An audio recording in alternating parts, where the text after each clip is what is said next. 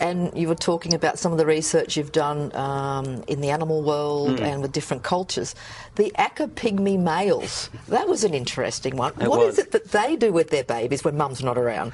Well, there was a competition run by this UK organisation called Fathers Direct, where they were looking, and it's this group, I think a not-for-profit group that tries to raise the profile of dads, raise awareness of what dads are doing and the importance of the role of dads. And so they had this gentle competition where they were looking around the world to try to see who were the best dads in the world.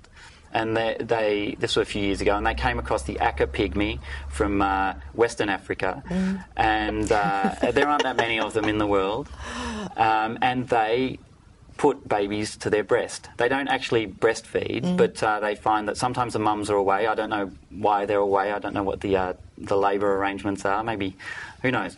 But so the men often do, if the babies are unsettled, grab them and put them on the breast to soothe them, and apparently it works. Yeah, and the babies can be there for a couple of hours, 3 hours, something like that. And everybody's happy. Apparently.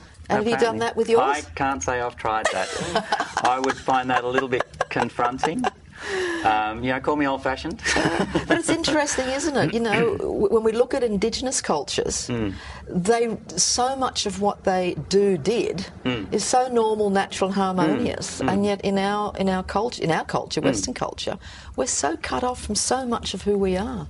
Well, that's very true. I think that point comes up at various points of the book because I think that's true. We're very, as I was mentioning before, I think we are quite out of touch with our bodies and intuition, and the whole childbirth really brings that into relief in a lot of ways.